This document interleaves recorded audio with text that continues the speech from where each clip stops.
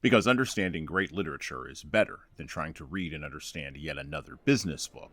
On the Leadership Lessons from the Great Books podcast, we commit to reading, dissecting, and analyzing what we believe are the great books of the Western canon. You know, those books, from those authored by Jane Austen to plays authored by Shakespeare, and everything else in between, that you might have fallen asleep trying to read in high school. We do this for our listeners, the small business owner, the entrepreneur, the manager, or the civic leader who doesn't have the time to read, dissect, analyze, and even leverage insights from great literature to execute leadership best practices in the confusing and chaotic postmodern world we all now inhabit. Welcome to the restoration of the best of Western civilization here at the intersection of literature and leadership. Welcome to the Leadership Lessons from the Great Books podcast. Hello, my name is Jesan Sorrells, and this is the Leadership Lessons from the Great Books podcast, episode number 182. Reading directly from our book today. Ladies and gentlemen, I have traveled over just about half our state to get here this evening. I couldn't get away sooner because my new well was coming in at Lobos River and I had to see about it. That well is now flowing 4,000 barrel and paying me an income of $5,000 a day. I've got 2 others drilling and I've got 16 producing at Antelope. So ladies and gentlemen, if I say I'm an oil man, I'm an oil man. You've got a great chance here, ladies and gentlemen, but bear in mind, you can lose it all if you ain't careful. Out of all the fellers that beg you for a chance to drill your land, maybe 1 in 20 will be oil men. The rest will be speculators, fellers trying to get in between you and the oil. Oil men to get some of that money that ought by rights come to you. Even if you find one that has money and means to drill, he'll maybe know nothing about drilling and have to hire out the job on contract. And then you're depending on a contractor that's trying to rush the job through so as to get another contract just as quick as he can. But ladies and gentlemen, I do my own drilling, and the fellers that work for me are fellers I know. I make it my business to be there and to see their work. I don't lose my tools in the hole and spend months efficient. I don't botch the cementing off and let water into the hole and ruin the whole lease. And let me tell you, I'm fixed right now like no other man or company in this field because my Lobos River well has just come in. I got a string of tools all ready to put to work. I can load a rig onto trucks and have them here in a week. I've got business connections so I can get the lumber for the derrick. Such things go by friendship in a rush like this. That's why I can guarantee to start drilling and put up the cash to back my word. I assure you, whatever the others promise to do, when it comes to the showdown, they won't be there. Ladies and gentlemen, it's not up to me to say how you're going to divide up the royalty, but let me say this. Whatever you give up so as to get together, it'll be small compared to what you may lose by delay and by falling into the hands of gamblers and crooks. Ladies and gentlemen, take it from me as an oil man, there ain't going to be many gushers here at Prospect Hill. The pressure under the ground will soon let up, and it'll be them that get their wells down first that'll get the oil. A field plays out very quick. In 2 or 3 years, you'll see all these here wells on the pump. Yes, even this discovery well that's got you all crazy. So take my word for it, and don't break up this lease. Take a smaller share of the royalty if you must, and I'll see that it's a small share of a big royalty so you won't lose in real money. That, ladies and gentlemen, is what I have to say.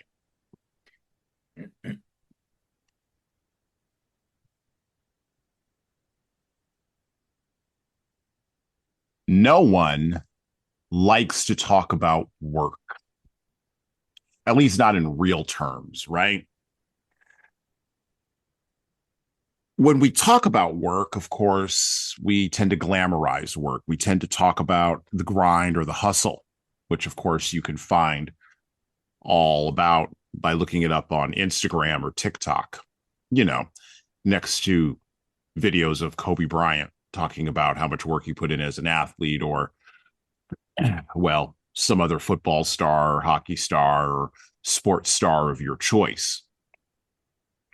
But the real work, the work of showing up every day, the work of grinding every day on things that you may not like. Work is a part of growth that we don't talk about because it isn't glamorous. And if you fail at work, your status declines in other people's eyes. I think of many people in my own life who have worked very, very hard and earned absolutely, well, maybe not absolutely, almost nothing. But then I think of the people on the flip side or on the other side of the continuum who seemed to have done almost no work at all and fell inevitably ass backwards into success. What warms my heart at the end of the day is that no growth comes without friction. And friction comes from work. And putting in the work without applause or recognition or even acknowledgement, that is what creates quality. Quality in writing, quality in acting, quality in athletics, and even quality in the topic that we are going to talk about today, quality in entrepreneurship. We don't talk too much about entrepreneurship on this show, and it's kind of weird. We've done 400 and some odd episodes, and we'll talk here and there about it when it pops up, but directly talking about the entrepreneur, directly talking about the work that the entrepreneur puts in, we haven't really focused on that. But today on the show, we're going to do that. We're going to drill our way deep down through the exegesis of entrepreneurship and what that actually means in putting in the work so that other people can come along and work with you. We're going to do that today by framing the work in terms of the first 100 or so pages of our book today, Oil by Upton Sinclair, the basis of the 2007 motion picture with that monster actor, Daniel Day-Lewis, There Will Be Blood. Leaders, the work of leadership we should be doing in public, and everyone should see us doing it, with all of its potential for failure, heartache, grief, and even recrimination. We could either do it gladly or we could do it sadly, but we have to do it publicly. And back to discuss insights on entrepreneurship, even though I did not give him notes for today, so he's going to do this by the seat of his pants, is my old friend. Off the cuff. Off the cuff and very hush-hush. No, he's going to do it out loud as usual. Is my good friend, Tom Libby. How you doing today, Tom? I am living my best life, my friend. I am loving it. Every time. Every time he's living his best life. Every time. Well, because I can't live anybody else's. So. Well, exactly. Yeah, they won't let you. They won't let you live that life. Although I recently watched a movie. It went slightly under the radar. Keanu Reeves just came out with a movie with Seth Rogen and Aziz Ansari called Good Fortune. Okay. And it's basically about a rich guy, poor guy swapping, the Freaky Friday thing. Oh, yeah. Like trading places. Stuff. Trading places. Really low key, kind of good. It was actually a decent movie because Good. To your point, like you can't live anybody else's. Well, these guys switched places and they were living it. And the whole point was to show the other person, like, okay, so take the poor guy, put him in the rich guy's shoes, and then basically tell the poor guy that he's missing out by not being the poor guy anymore. And Aziz Ansari went, go F yourself. I'm staying right where I am. I love this now. I love this life. It was really funny. Anyway, but I'm not changing places. It was low key. It was low key pretty good. Good deal. I'm glad to hear that like Keanu Reeves is actually like, doing work outside of, John Wick, 12 or whatever the hell. It's back to his roots too, right? Yeah. Like if you think about where he came from, he wasn't an action star first. He was Bill and Ted. It's like, come on. Everybody forgets about Bill and Ted. Everybody does. Everybody forgets about Bill and Ted. This was closer to his roots, closer to the beginning of his career than the Good. The Matrix and John Wick thing. That was great. And don't get me wrong, Keanu Reeves is Keanu Reeves. He's awesome. But the beginning stuff, him being funny, in my opinion, is when he's at his best. He's at his best when he's being funny. Well, speaking of actors who are at their best, Daniel Daniel Day-Lewis. I opened Day-Lewis. up with that. I opened up with that entire speech there, which is the opening of There Will Be Blood, from 2007, directed by one of my favorite modern directors, Paul Thomas Anderson. I put him up there with Christopher Nolan, who we talked about on the show. He's coming out with the Odyssey this year, and the last movie, of course, that I saw with him was Oppenheimer. But I always watch whatever it is that Paul Thomas Anderson does. Ever since he did the that great ensemble piece in the 1990s, Magnolia. That's when I sort of stumbled onto him. I know he had done Boogie Nights beforehand. I watched Boogie Nights years afterward, but Boogie Nights, Magnolia, There Will Be Blood. These are, I mean, he seems to have this ability to take on landmark films and to pull something out of actors. And Daniel Day-Lewis always brings it. He never mails it in. He's never sort of just hanging around. I mean, we're talking about before we were recording Gangs of New York, which you did not necessarily particularly care for. But you did like Daniel Day-Lewis's acting in that, character in that. I thought he was fantastic. He was the best part of the movie, in my opinion. He was absolutely, him on screen was worth watching. I thought the rest of the movie kind of fell apart without him. Well, and the thing that, well, I agree. There's all kinds of third act problems in Gangs in New York that we don't need to get into right now because that's not the focus of the show. But There Will Be Blood. And I know it's been a while since you've seen it, so you may not necessarily remember all the specifics of it. But it is about the oil man J. Arnold Ross, and about his his entrepreneurial journey, all the way from being a guy who starts out. And There Will Be Blood opens not with that speech, but it opens with the music opens and it goes. It's not even music; it's a sound effect. And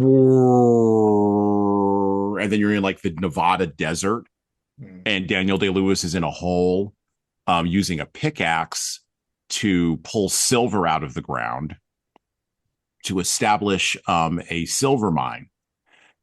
And there's no dialogue. There's no music. It's just the sound of the pickaxe and him pulling dirt out of the hole. And the opening goes on for 5 minutes, 7 minutes. He's digging, he's pulling, he's digging, he's pulling, and he thinks he's got it. He finds a piece of silver, right?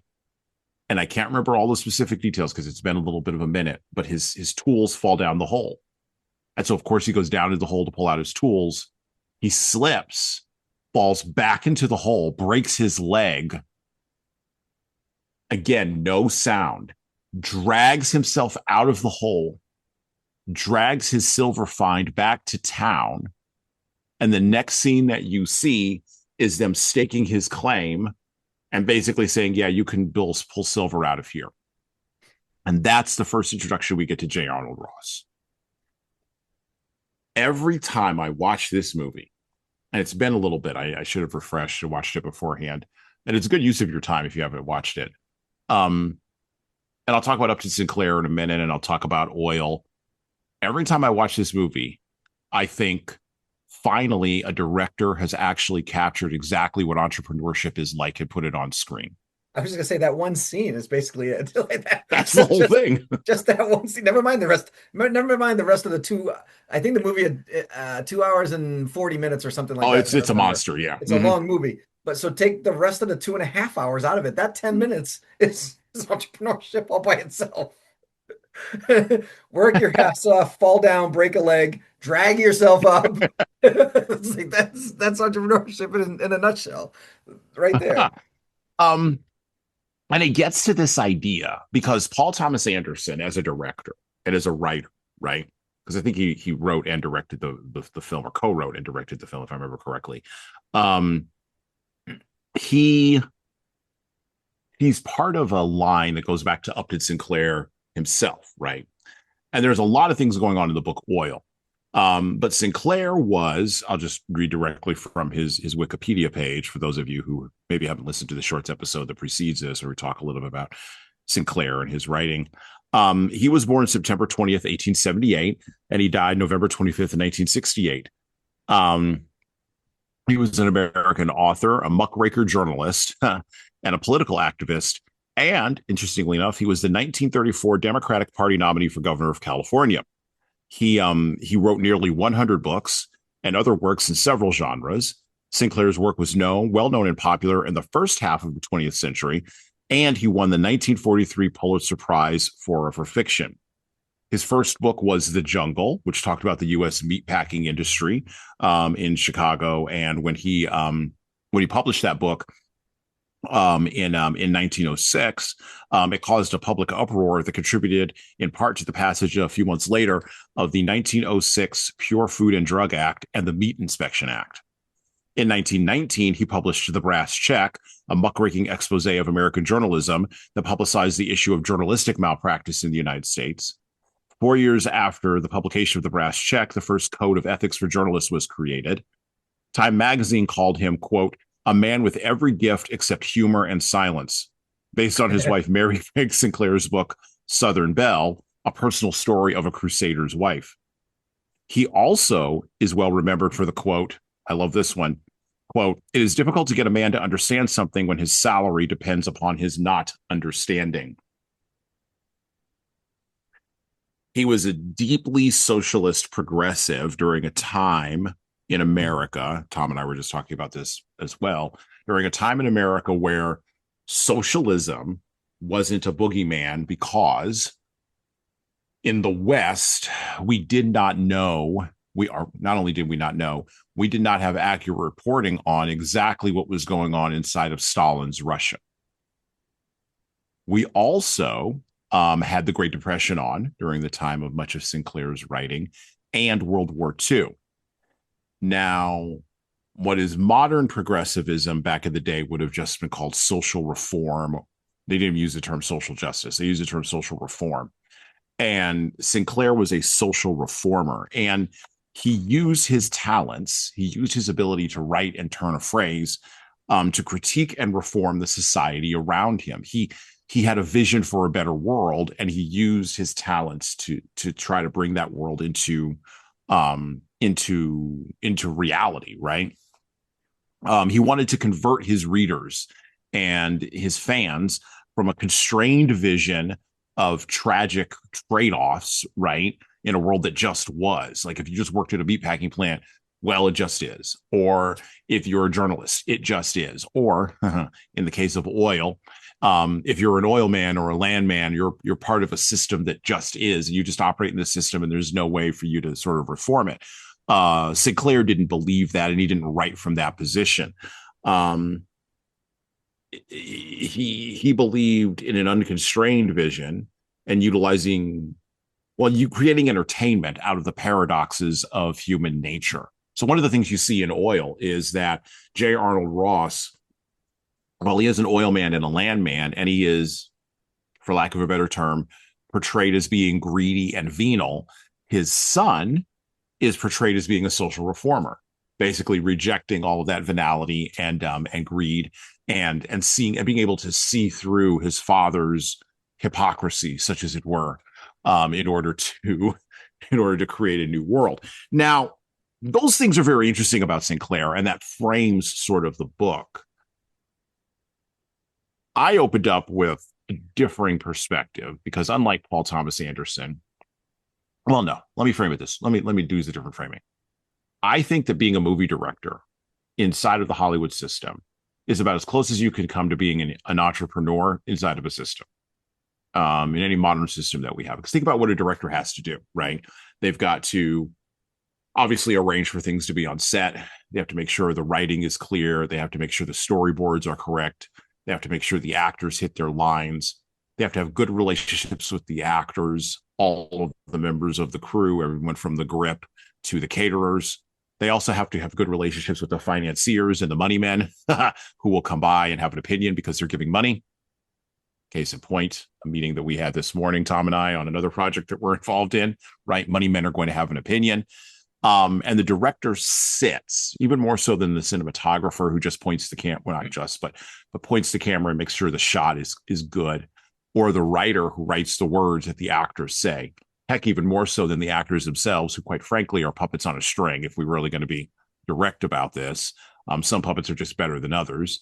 Um, the director is the guy who has to have the vision and keep all of those people on the straight line towards the vision.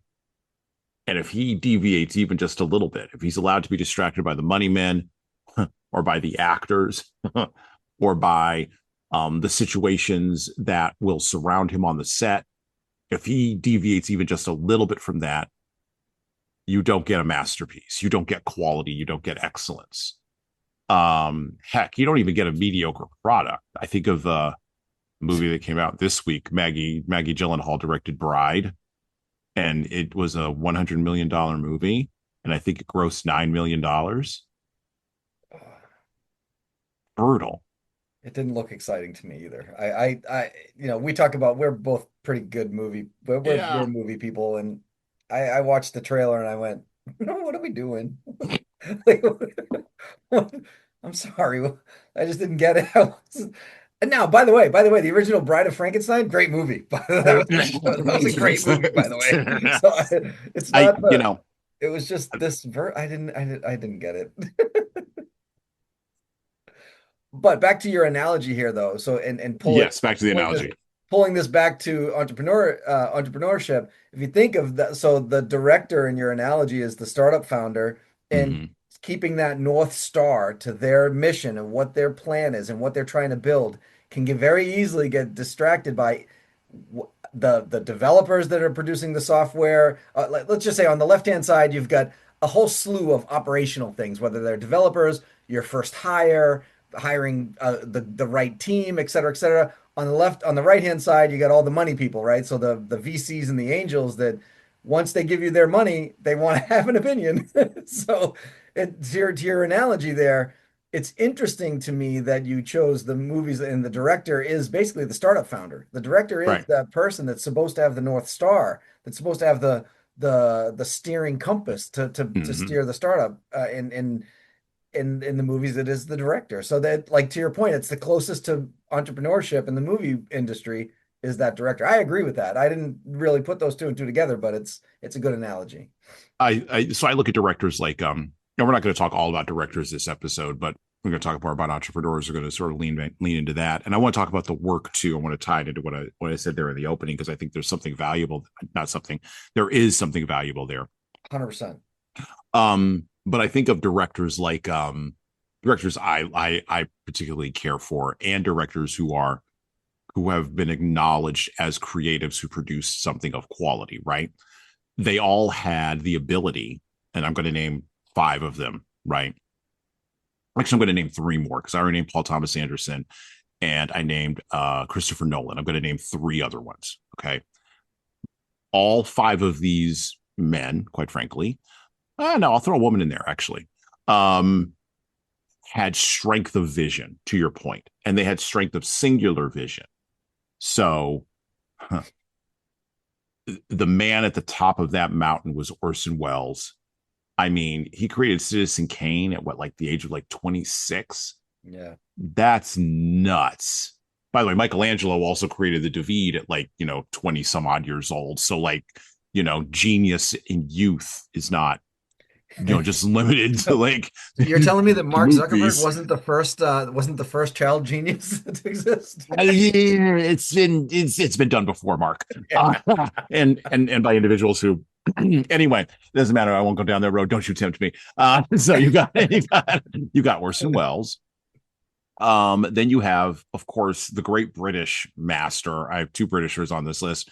Alfred Hitchcock. Oh yeah, I for sure. mean, please, from the silent films that he directed in the 20s and 30s, or no, sorry, not 20s and 30s, in the 40s and 50s, and then the remakes that he did in the 60s and later on into the 70s. The man was just ridiculous. So you've got Orson Welles, you've got Alfred Hitchcock, and I said I was going to throw a woman on there because I'm not gender specific here.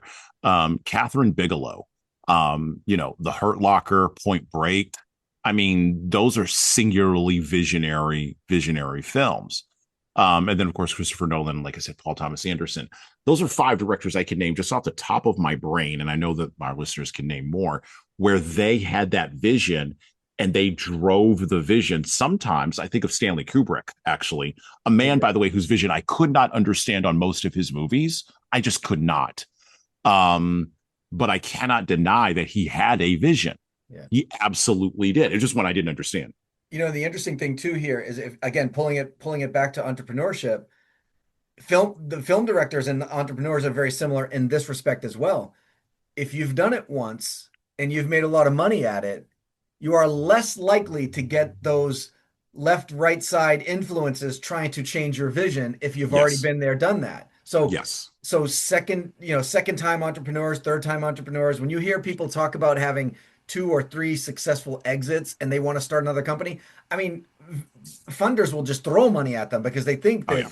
if they've been successful 3 times already, it's like the same thing with the film, right? Like, so Christopher Nolan, now don't get me wrong, I wouldn't say I'm in love with every movie he's ever done, but the fact of the matter is, most of them produce a lot of money. Like, let's just be realistic. With his name on it alone, even the bad movies that he has made have made a lot of money because his name's on it. So Yep.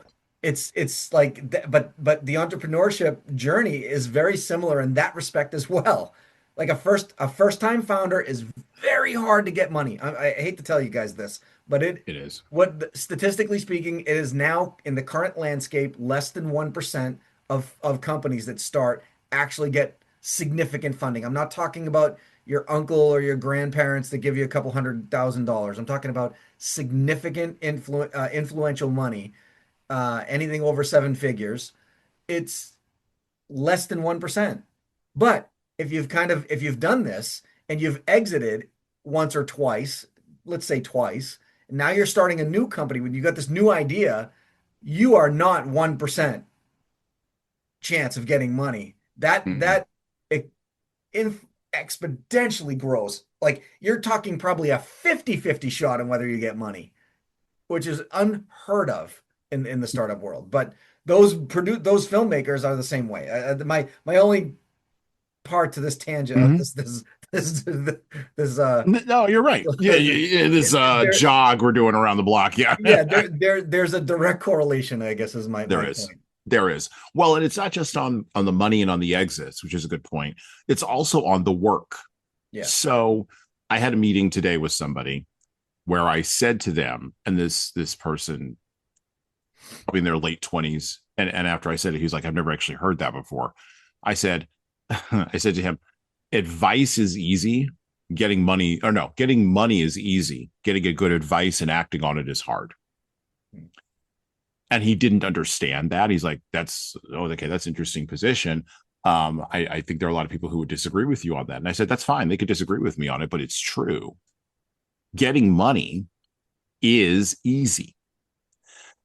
Getting good advice, notice I said good, not bad, good advice and acting on it is hard.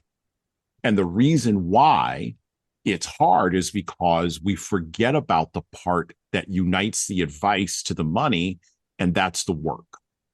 Yeah. Work is hard. And so I already sort of went on my tangent about that. What is the important part of work? This is my question in red. Yeah, which you would have seen it if I sent you the notes today. What is the important part of work? In getting an idea from napkin to reality that we don't talk about as leaders. Good Lord, there's probably 100 different, like, cliche comments that people make here, right? That are I either know. all of them are true, and at the same time, like, we don't understand how to put them into practice, right? Like, for example, and we the one of the conversations that we had this morning, you and I had a brief conversation. I won't bring up but it was a brief conversation about but so about this particular comment, which is, don't let perfection get in the way of good enough, right? Like, Right. so, like, but what, like, so you can say that to a startup founder, and that's good advice, by the way. Mm-hmm. But acting on that good advice is not that easy because No. it still leaves too much up to the interpretation, right? Like, Mm-hmm. so what is good enough to you and good enough to me may be very different. So it Yep. goes back to your point about the founder's vision. In reaching for that vision, it's like, well, it's very difficult. So again, my kind of like, there's a lot of cliche things in here. What I will say is this: the biggest problem, in my opinion, about people starting businesses today is this, and I'm going to use the word ridiculous, people, and I'll explain in a minute what I mean by this. The ridiculous notion of work-life balance. You will never start your own company to work less. That just doesn't happen. And if you think you're going to, then you're insane to start with, right? Like, Yeah. so when you're talking about like what is the work that needs to be done, the idea, listen, and I know you've started companies in the past. Hey, son, I've started companies in the past. I remember the very first company I ever started. I didn't take a solid day off, not a solid day, meaning I didn't look at an email. I didn't look at social media. I didn't look at anything. I didn't think about the company. I didn't think about it for a whole day, one day. Not once in the first probably 2 years of the company. Now, did that mean that I worked 24/7? No. What it means is on a Saturday when I was supposed to be with my family, an email would come in and I would tell them, I'm really sorry, but I have to address this. Give me 5 minutes. Mm-hmm. So maybe it was only 5 minutes of work on that day, but I'm telling you, every single day for 2 years, there wasn't a single day that I took off to get that company off the ground. Now, I successfully exited that company about 5 or 6 years ago now and started another company and started from square one, just started doing it all over again. But the point I think that people misunderstand. I think that that statement of work-life balance, I want to find work-life balance. I want work-life balance. I think people misunderstand what that term means. Or let me rephrase. My definition of that is very different than most people's. I'll put it that way. To me, work-life balance is not a 50-50 amount of day and time that you work versus not work, or no. To me, work-life balance just means one of two things that you accomplish. Sometimes it's both, but one of two things. What you do for work aligns with the person that you are so well that they just kind of blend in, and you're not worried about how many hours of the day you're working. It's just kind of like it is what it is, right? Like I just Mm-hmm. said, like, and even now at this point, if I have to interrupt my wife's, I'm at a christening with my wife. If I tell her I have to excuse myself, she knows it's really important. That's Mm-hmm. balance. If it's a run-of-the-mill email, I don't care. But if it's something that like is unbelievable, earth-shattering, like emergency, I will still take the time out of my day to answer it on a Saturday or a Sunday or in the evening or whatever. It doesn't matter. Because to me, that balance is if I lose that client, then my work sucks. Like, and I'm not willing to lose that balance of work. So it's that allowing what you do to marry and match who you are as a person, that's balance. Or the other side of it is that when you are at work, you are focused on work and your personal life does not interrupt you as much as when you are in your personal life, you don't allow your work to interrupt you. That's balance. Now, whether you work 8 hours a day or 12 hours a day is irrelevant. That's not what I'm talking about. I'm talking about being in the moment and working through whatever's in front of you and not allowing interruptions so that you can actually focus on it. That's balance. And when you allow that balance, when what creates the balance is when you allow it to happen on both sides of the coin. So again, that scenario, like when you are with your family, you are with your family. You do not allow your work to interrupt that. When you're at work, you're at work. Now, again, in both cases, emergencies are emergencies. You can't, there's nothing you can do about that. There are going to be times where you interrupt one of those things because it's just absolute necessity. That does not mean you don't have balance. That just means that you have an order of importance in your life. And I think from an entrepreneur standpoint, that's where I think they start to fail in today's world. That order of importance and misunderstanding what work-life balance is the surefire way to failure, in my opinion. Are you ready to elevate your leadership journey through exploring the wisdom of the ages? Subscribe to the Leadership Lessons from the Great Books podcast on all major podcast platforms, including Apple iTunes, Spotify, and YouTube Music. You can also find us everywhere else podcasts are available. If you find value in our episodes, please leave a 5-star review on Apple, Spotify, and of course, YouTube. We need those reviews to grow, and it is truly the easiest way to help other leaders and lovers of literature discover this show. And thank you for your support. So I think two things. One, the idea of work-life balance is the way you're talking about it, the way it's conceptualized, not what you have defined. The way the popular culture conceptualizes work-life balance is a direct outgrowth of the work of Upton Sinclair and the other social reformers of the 20s and 30s, who looked at work through the lens of a society that was transitioning from being primarily farming to being primarily manufacturing, where the manufacturing conditions and the industry conditions were demonstrably worse than what would have been on the farm. Mm. And then the social reformers failed, the progressive social reformers failed to update their software when the transition was made post-World War II from a manufacturing society to a mostly white-collar working society, where work shifts from being a physical thing to being a mental and emotional thing. Hmm. And the only update the social reformers had was the popular conception of work-life balance, because work looks different when it is emotional or intellectual versus when it is physical. That's right. So, case in point, right? The Jungle was written about meatpacking plants.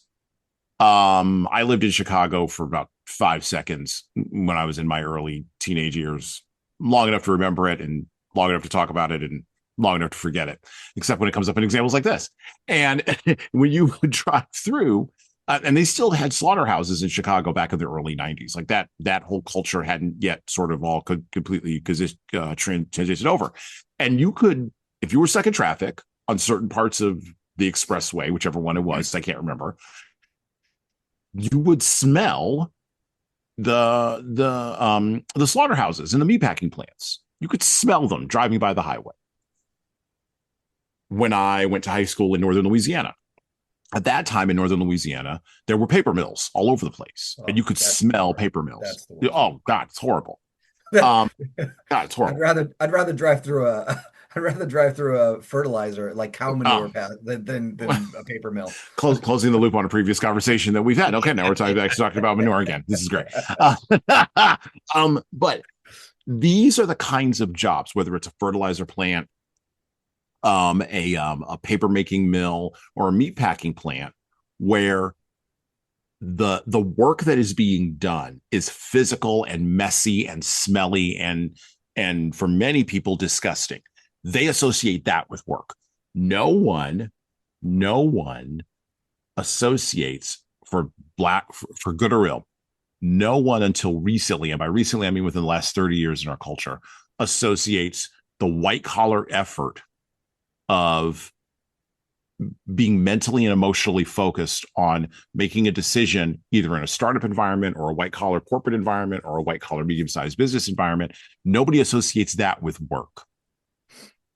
Most people throughout the history of the 20th century associated that with ease, because that was the bourgeois class. That was the capitalist class. Those were the folks that Sinclair was writing against. Those were the owners. They were, and this is how he frames J. Arnold Ross. He frames him as an owner, but he frames him as an owner who is willing to get down in the dirt, but he's working really hard to make sure his son doesn't have to get down in the dirt. And Sinclair critiques this in Oil, using the son to critique the assumptions of the father and to call out the father and say, to your point about work, how dare you not have work-life balance? How dare you not this and how dare you not that? Which is, of course, is the lament of every child whose father works, 24/7, 365. and doesn't see them. I was talking with my wife, totally different context, but it applies here. Told her my wife about liquor stores the other day, right? You would think that owning a liquor store would be an easy kind of retail thing to do. Uh, I would, I'm going to go on record right now.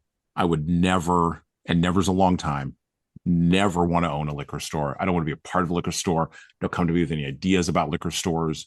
No, distilleries, distribution, that's a different thing. But the actual retail store itself, the reason owning a liquor store is hard is because everyone's trying to rip you off from the people who are doing the customer service to your customers, to your distributors, to the landlord. You have to be there 24 hours a day, 7 days a week Don't to make forget the sure government. the government. Oh, and I haven't even talked about the government and taxes yet. I haven't gotten into that yet, right? Just the people on the ground trying to rip you off. Forget the people like 3 levels up trying to rip you off. And guess what? And by the way, the government, if you do anything wrong with like the stamps on the liquor, oh, forget it. Your life is over, right? And you know how I know this? Because Gary Vaynerchuk, who is the son of, I believe, a Russian Jewish immigrant, talked about how when his parents came over, he never saw his father until he was in his 20s because his father owned a liquor store. And coming over from what was terrible conditions in Eastern Europe or in Russia, wherever the Vaynerchuks came out of, coming here, work in a liquor store looked like paradise in comparison to what they came from and emigrated from. Work. This is the thing. We have to change our conceptions around work. So I'm supporting your point around work-life balance, but I also think we have, and I think we have to take into consideration that we have to reconceptualize what work actually is, which is part of our struggle that we're having right now. No, and I agree. And we both have children in their 20s, and that's another fight. Oh yeah. That's, I mean, the whole idea, Yeah. so without giving away too much and without talking too deeply about whatever. So we have a very large house, right? And so Mm-hmm. my house is Yeah. about 5,000 square feet. This disillusion, they're delusional in thinking, my kids, I'm not saying everybody's kids. Yeah. My kids are delusional in thinking that they should be afforded the ability to go work 40 hours a week and live the way they want to live or the way that they were accustomed to living in my house. So, 3 acres of land, 5,000 square feet, 3, 4 cars in the driveway. When they turn 16, they could just take the car whenever they want, like whatever, right? They want to work 40 hours a week and live the way they want to live. And I keep trying to explain to them, you can't start like that. Like you want Right. to run like Usain Bolt when you haven't even learned how to crawl yet. Like when I came into the workforce, I had to work 2 jobs, and they always have this like they always try to get very analytical on me and talk about how inflation is like is their salaries are not keeping up with inflation, et cetera, right? Whatever. And that might be true. I don't really care, to be honest with you. I don't care because I don't care that my first apartment that I ever rented was only $450 a month. I made $3.25 an hour. And I understand that that math may not math for my kids, but I remember when I lived on my own, very first time I lived on my own, I had to work 2 jobs. So Mm-hmm. the idea of work-life balance to me at that time was just simply I didn't Mm-hmm. have to live at my parents' house anymore. I was happy. The balance to me was There you go. living on my own, working 75 hours a week. Didn't matter. I lived on my own. Didn't matter. That's the Yeah. balance was. There was always like a give and take, right? Yeah. Balance is about give and take. They don't understand that today. So when I tell my kids, like, well, if you want to earn more money, just go get a second job. I shouldn't have to do that. I should be allowed to work. Well, why? Because I can work 40 hours a week and afford well, I've got 30 years of experience behind me. I've scrubbed the toilets. I've wiped the floors and picked up kids' puke off the bathroom floor. Like, what are you talking about? Like you, to your point about the whole difference between white collar and like, so let me get this straight. You want to walk in the door at you have a psychology degree. You want to walk in the Hmm. door as the director of HR with never having HR Yes. experience Yes. That's and exactly it. Yes. make 140,000 or $150,000 a year? No, it doesn't work that way. You have to earn that. You have to Right. go work your ass off to earn that. You have to go scrub toilets if that whatever the equivalent, and I apologize for HR professionals here. That's not my intent is not to crap on HR. It was just the one that popped into my head because of the psychology degree that she has. Anyway, but like whatever the equivalent to that is, you have to take that 50, $60,000 a year job. Maybe it's 40, I don't know. You need experience before you can demand those salaries. But because we put so much emphasis on higher education and the fact that when we were coming out of higher education, the jobs were Hmm. better for people who had that degree. No Hmm. doubt.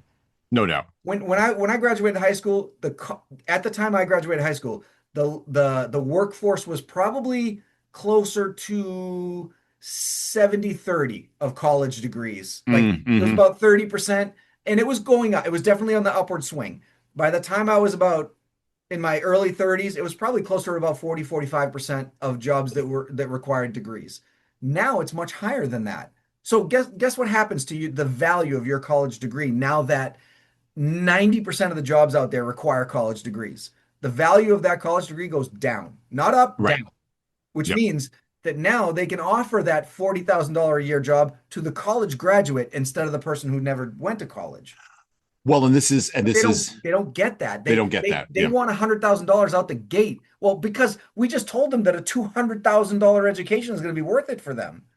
Well, and this, and It's the thing we, insane. well, and the thing we also don't consider is, human nature in this, right? So one of the things that Sinclair does really, really well in his book, right, is he describes and defines human nature, right? So whether it's Bunny's nature, whether it's the nature, which is the sun, if it's the nature of the dad, right, J. Arnold Ross, or if it's the nature of, and I'm going to talk a little bit about this because this gets directly to what you're talking about here, the society, right, that is consumed with this new product, right, this new thing called oil, which we forget. In the early 20th century, oil drilling in and of itself was as dangerous and no more dangerous and harder than mining because people have been mining for Millennia. thousands of years by the point the 20th century showed up by that point. But oil was a totally new thing, totally new product, pulling it up out of the ground, refining it, which no one ever talks about refining. We have this, we talked about the show Landman. We have this idea that it's just, oh, you go, you find a spot in the ground, you drill it, boom, like there's oil that pops up. Now, that's no longer the case. We now have fracking and a whole bunch of other processes that exist. And by the way, the reason I know about all this, ladies and gentlemen, is because I live in Texas. And I'm going to talk about my dealings with landmen in a minute. I've dealt with landmen. I've dealt with guys like J. Arnold Ross. I've dealt with these guys. And so we forget that in the early 20th century, wildcatting, making bets on wells, making bets on this new commodity, all of the speculation, all of that existed that Sinclair critiques, all of that existed because there were people who were, to your point about education, who were what we would consider to be poorly educated people who were looking for a way to get rich. How? Not slow, but get rich quick. Mm.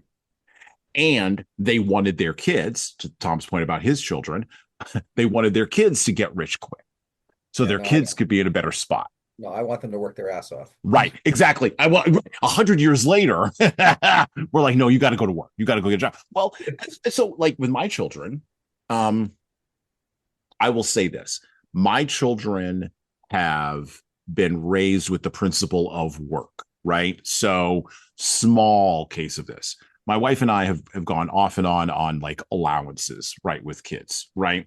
Yeah. And when we're off, we're really off. And when we're on, it's in a spurt, kind of like an oil well, and then we're back off again. We can't. And it's not that we disagree on it. It's just that our minds shift and change based on, whatever happens to be going on. And so we were having a conversation, gosh, probably about a month ago about this with our youngest kid. And he's 9, and he's gotten to the point where he could start doing work, right? And I don't mean work like chores. So for us in our family, chores are, particularly for younger children, I always used to tell my kids, chores are preparation for you going out working in the real world. Yeah. Your pay is that you get to live here. That's the pay. Your compensation is that you get to feel good about having a clean room or a clean kitchen or a clean whatever, right? A clean bowl and plate. That's your compensation, right? And let me tell you, when I was a kid, it was framed in a lot harder terms for me. My father was old school blue collar. So it wasn't, do this and I'll pay you, or do this chore and you can complain. It was, no, shut up and wash the dishes. Or, are you going to get something and you're not going to like it? Oh, you're right, sir. Yes, sir. All right. May I go over there and dry that dish? Yes, thank you. And my mother was the same way. So let's be clear. It wasn't just my father. Okay. And so the principle of work, but not tied to compensation, right? Not tied to material compensation, is something that I've tried to pass on to my children, because at the end of the day, our children are going to, like your 20-year-old daughter. I've got a 20-year-old daughter. I got another daughter who's in her, she's getting ready to be 16 here in about a spit of a minute. And my 9-year-old boy, and then my oldest son is he's in his late 20s. He's already in the work world, thank God, and doing the work. My 20-year-old is transitioning into the work world and is putting in the effort of doing the work.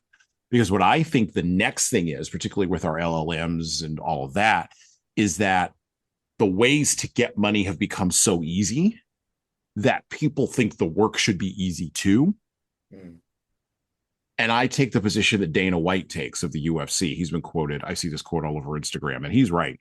Somebody talked to him in an interview and he said, he tells his kids kind of the same way I tell my kids, all you have to do is just be a little bit better than the next person, because everybody's just so, he uses the term weak. I don't use that term. Everybody's so flat. They want everything so easy. All you have to do is just work a little bit harder, just a little bit, and you will just be a monster. So I'm raising monsters. I'm raising them not to be a little bit harder, but to work a lot harder, because the compensation level between the people who've chosen to not do the work or who just want it handed to them, the gap between them and the people who are just willing to put in this massive amount of work, that compensation gap is going to be huge. It's just going to be huge. Yeah, I agree. And it's just going to get bigger and bigger as our digital tools continue to delude us into this idea that work is something that just doesn't matter. Well, the digital tools are commoditizing it. Right. Yeah. There you go. Essentially, yeah. We're commoditizing entry-level work. Right. That's what we're doing. So to your point, so the work harder, etc. But it's not just about, to your point a few minutes ago, it's not just about the physical work harder. You have to mentally work harder. You have to be when you tell your kids you have to be better than everybody else, you're not talking about, I used Usain Bolt a few minutes ago as the reference. So again, you're not telling them that you have to go beat Usain Bolt in a race. No. But my kid being the wise guy that he is, he'll be like, I'll beat Usain Bolt in a race any day and twice on Sunday. He can run all he wants. I'm getting in my car. Like, you know what I'm saying? Like, so to your point, it doesn't always have to be the physicality of it. You just have to be better. You have to be better than the next guy or girl, whichever. Yeah. And that's where I think the creativity of being better is going to really accelerate people, because again, to your point, can it be physically better? Absolutely. Of course, you can be physically better. I spent the first 10 years of my career in a restaurant, and my knife skills were better than most people's. I could fly by people with knife skills. Not today, by the way, just so you know, not today. But like, I haven't done it in a long time. But it's, so there are physical skills like that, sure. But if there are also mental skills, there are not just mental, but there's there's creative skills, there's like the ability to uh problem solving Mhm. skills. If you are better at any one of those than the next person, you'll accelerate. You'll You'll accelerate accelerate. your and by the way, getting back to the entrepreneurial conversation, that's half of entrepreneurship right there, is figuring out the better mousetrap or the new mousetrap or the faster whatever, bigger, better, faster, stronger, smarter, whatever that is. That's the entrepreneurial journey. You just have to decide whether you're doing it for someone else or for yourself. So let me ask you this question. What is the scariest thing about entrepreneurship that very few people consider before they jump in? Um, I think to me, I think this is going to sound counterintuitive here. I think everybody thinks the fear of failure is the biggest problem, and I don't agree with that. I think the fear of failure is actually a halfway decent motivator. I think people underestimate, to your point of view, throughout this whole conversation so far, I think people underestimate the sheer volume and level of work they're going to have to do when successful, not if. Because all the work you do to get to do if you're trying to be successful, if you're not quite there yet, is expected. You're Mm. expected to continue pounding your head against the wall. You're expected to continue running uphill. You're expect no, you're that work is expected of you. When you hit the pinnacle, when you hit the top and you say, now my startup is successful, I think people underestimate how much work there is from that point forward. There's a tremendous amount of work that needs to be done after that fact. And I think that I think the fear of success is actually very real. People once people can start seeing the skyline and they go, "Oh crap, if I get to this point, that's in front of me. Oh boy, maybe I'm not sure I want that." And that's what maybe they exit out their company before they hit it, which is fine too, by the way. So you're maybe you don't exit at 200 million or 300, maybe you exit at 2 million and you're Hmm. perfectly fine with that because you don't want to do the work. Right? Hmm. Like that's just to let you know, people, $2 million if you're in your 20s is not going to last you the It's rest of your not life. going to last you the rest of your Not even life. close. Not It'll even it'll close. it'll barely last you. Well, it won't even last you through retirement these days. Exactly. Um, So that I think there's a big piece of that that people don't think about. I remember when I first made my first $100,000. Um, and that was a big milestone for me. Sure. Um, and I remember watching the invoice come in where it clicked over right in my bank account, and I sat there and looked at it for about, I don't know, maybe a minute, and I thought, that's interesting. And then I went right back. I went right back to doing the things that I needed to do in order to make the next 100,000 and the next 100,000 and the next 100,000. Right. And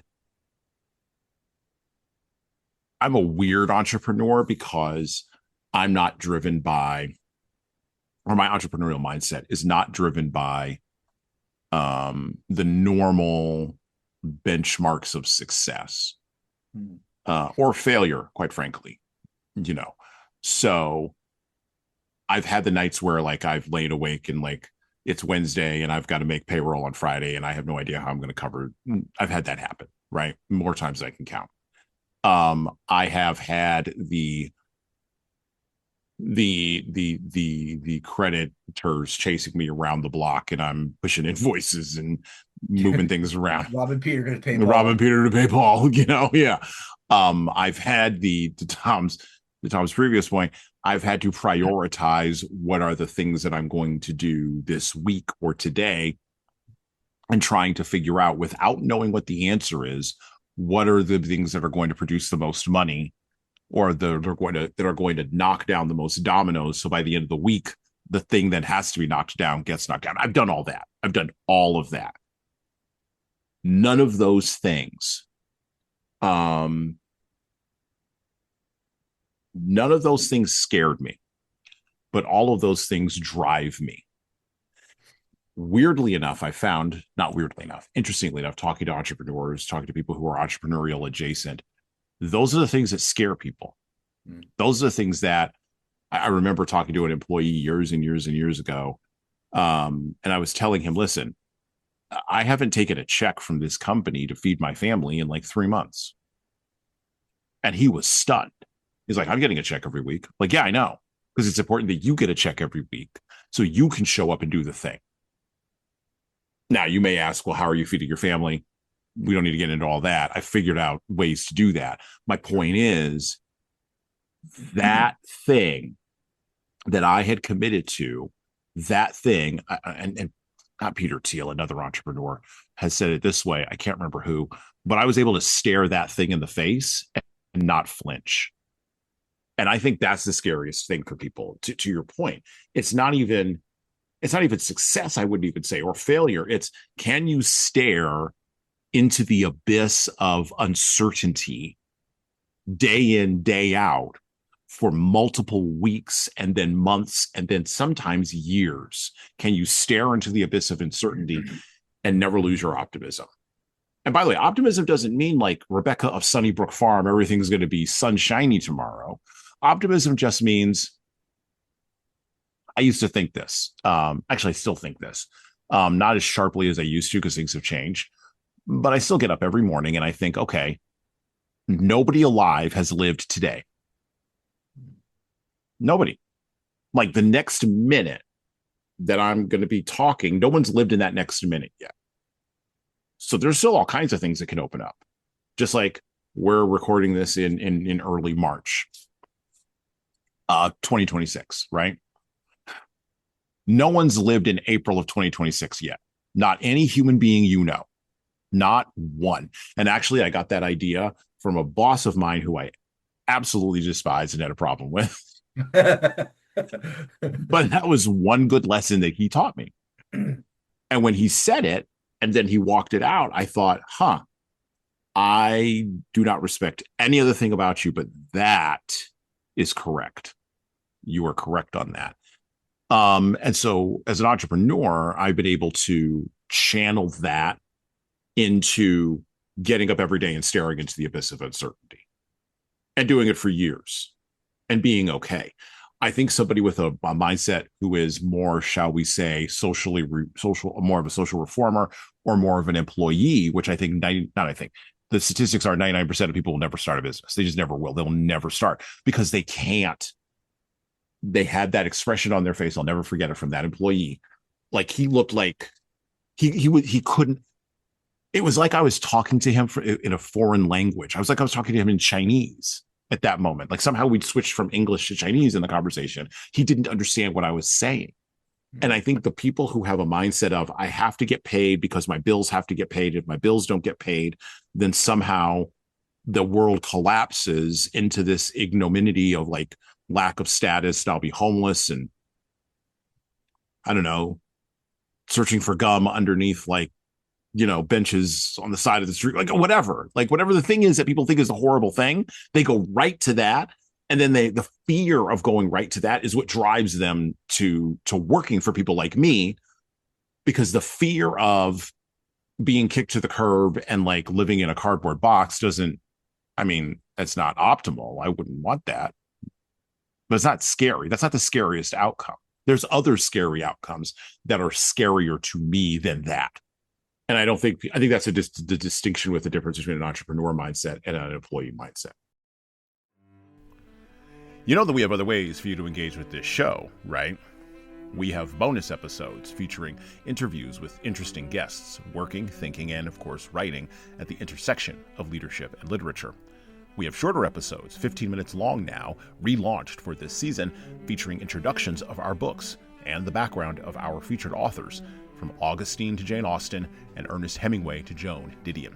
So, listen, subscribe, and check out those other formats, and tell all your friends in leadership and literature about this show.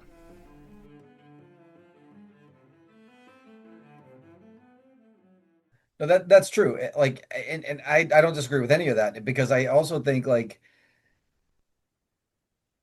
if you take Stephen Covey's theory of beginning with the end in mind, right? Like Right. if you look at Stephen Covey's Seven Habits book, and you think of like at the end of your life, and everyone's standing around and talking about your eulogy, what do you want them to say? Do you want them to say like he was a good provider for his family? Right. If that's your end goal, then you're right. Stay an employee, get a decent job, and just keep providing for your family at whatever that level is that you feel. Now, at what level do you provide for them? Sure, that like we talked about a few minutes ago, you start at the by the time you retire, you're making six figure, whatever. That's Hmm. fine. Again, and if that's your goal, but if the end of the eulogy you want people to be saying things like, my God, he was such a risk taker. He always did like he threw caution to the wind. He wanted like you're probably going to be an entrepreneur. Like Probably. you're going to be. But to your point, see, and that's why I did. That's why I don't equate the uncertainty thing. I don't think I view it that same way because to me, the uncertainty doesn't make or break me, right? Like the like Hmm. whatever is uncertain. To your point, I'll just go figure it out. Like I've never worried about and by the way, the same to me the same rule applies about just about anything in my life, anything. Hmm. So my daughter made an observation of me when she was about 16 or 17 years old. She had asked me a question about a particular sport we were watching. And I was showing her, I was like, no, but if you do this and look at the way they're doing that. And she goes, oh, have you played this sport before? I went, no. She's like, how the hell do you know like about like, and I go, well, because if I don't know, I go learn it. Like education to me does not happen in four walls in some high school or college, university. No, education happens when you seek out knowledge. Seeking out that knowledge is the most important thing. So to me, I've never viewed uncertainty as a problem or a fear because if I don't know it, I'll go figure it out. I'll go find out. I'll go learn it. Right. Like, so there's not a lot of problems you can throw at me that will scare me. What I Right. think, like I said, in my little spiel on this topic,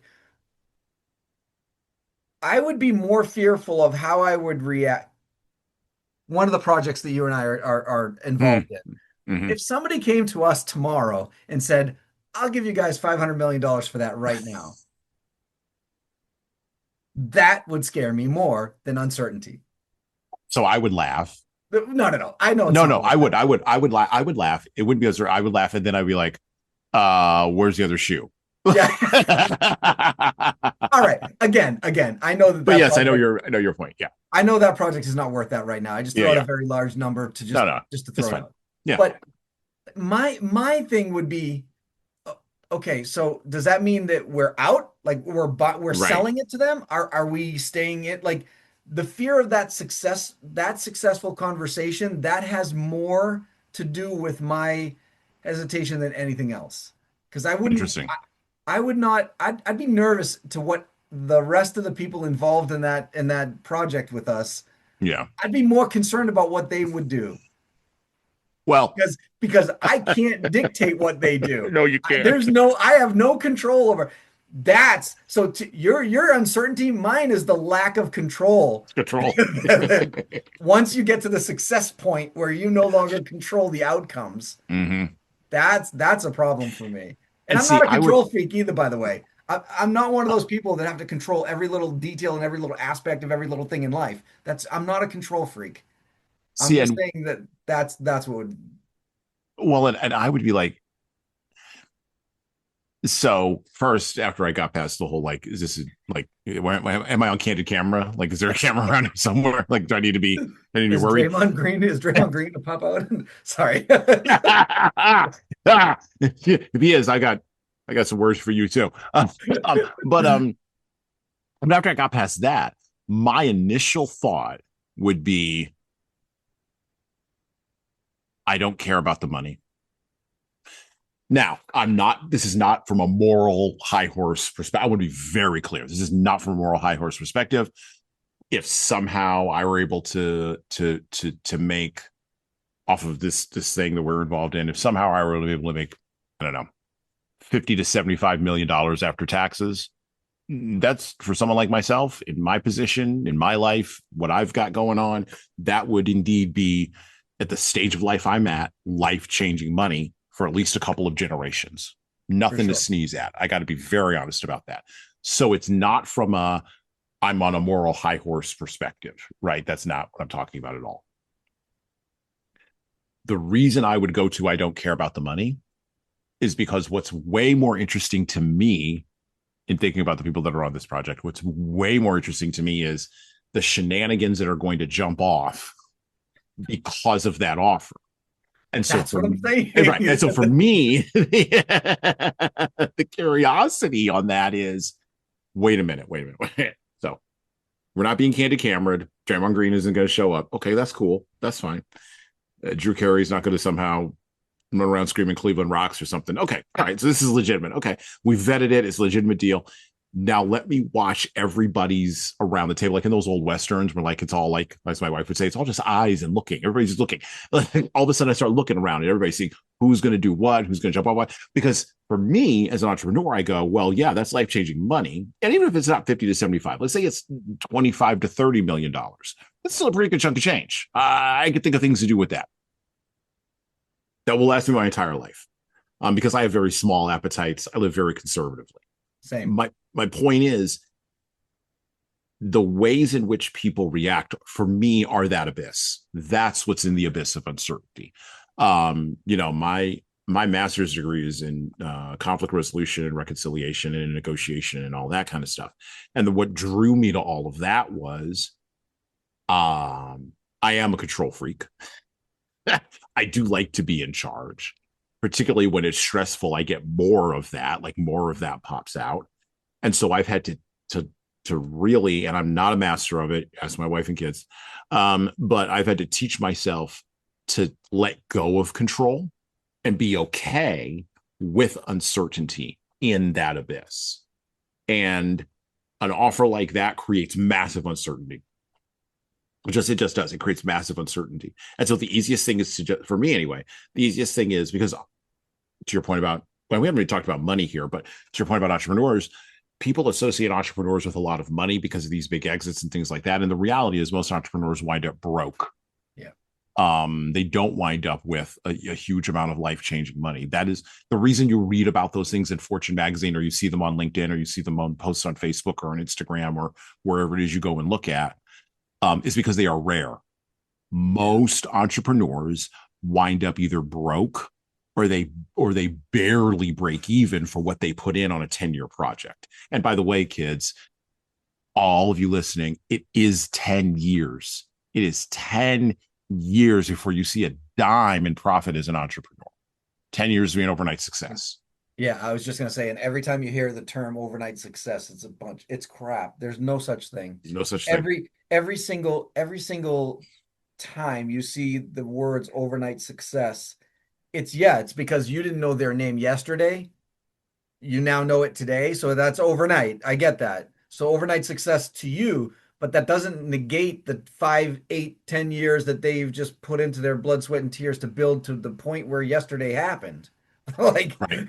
Well, and that's part of what Sinclair sort of skips over, because the social reformer doesn't put any value on that. Like the first part of Oil, if you read the first few chapters, one of the points that he definitely is trying to build is he's building this character of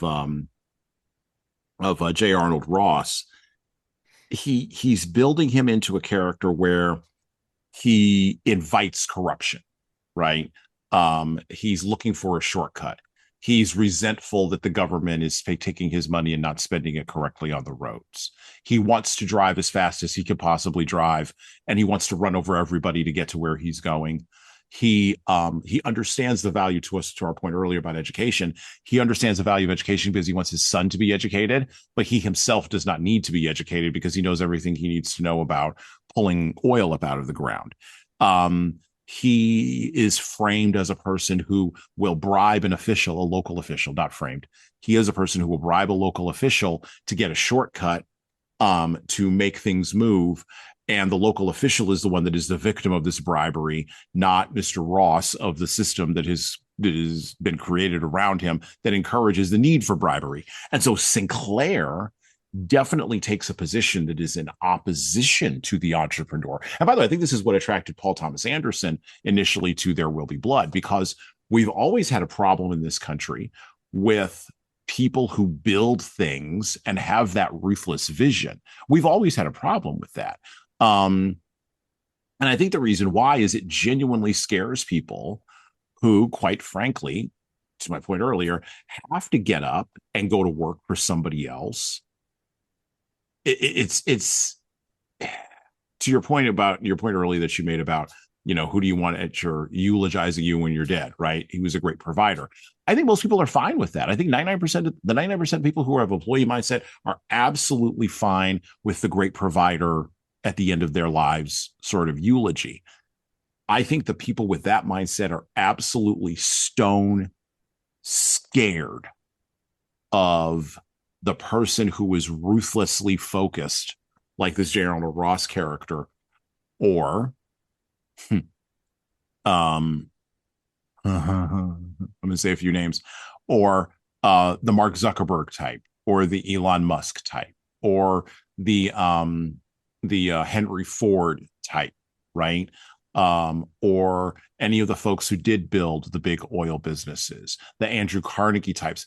I think those people, like Andrew Carnegie, Thomas Edison, these guys started working when they were 8, 9, 10 years old. They didn't care about school. They were ruthlessly focused on business and making money. And they did not lose the North Star of that because they didn't care about the provider thing at the end of their lives. They cared about, and there's another great scene in There Will Be Blood. I'm going back to the movie here for just a second. There's a great scene where Daniel Day-Lewis is sitting with a man who claims to be his brother, and he's actually a grifter trying to hustle him. But before he finds out that he's a grifter, they're sitting by a fire outside on an oil field. He's pulling oil out of the ground or something like that, or maybe it was a home. I can't remember the specifics of the scene, but Daniel Day-Lewis has this line, and it is the line of the entrepreneur. He says, actually, I should look it up because I don't want to miss it. It's actually a really good line. And it defines what entrepreneurship is for the entrepreneur, but it defines it in such a way that it sets it up as being scary and horrific to someone of an employee mindset, right? He says, yep, there it is. There will be blood. Yes, beautiful. Just typed it in and it came right up. Look at you, IMDb.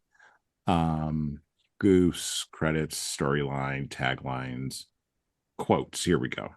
And I'm not getting into, by the way, the religious elements of the book. I'm not getting into the parts about higher education. Some of those are explored in the movie as well. I'm just focusing on the entrepreneurship. This is the variation of it, but it's at the end of his speech. He says basically, there are times there are times when I see people and I see nothing worth liking. I want to earn enough money where I can get away from everyone. I have this thing inside of me that doesn't want other people, and now I'm paraphrasing, but doesn't want other men to succeed. Daniel Day-Lewis says this.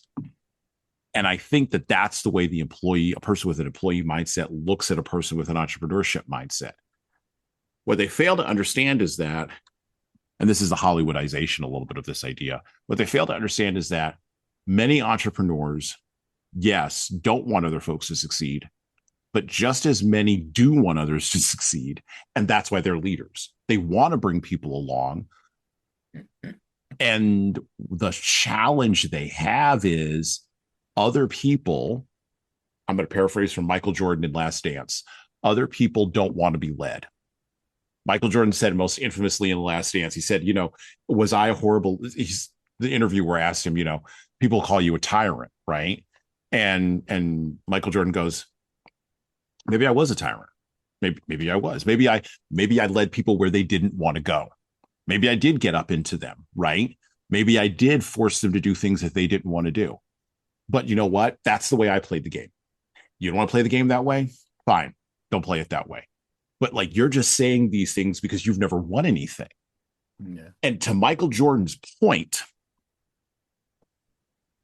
we are a results-oriented society.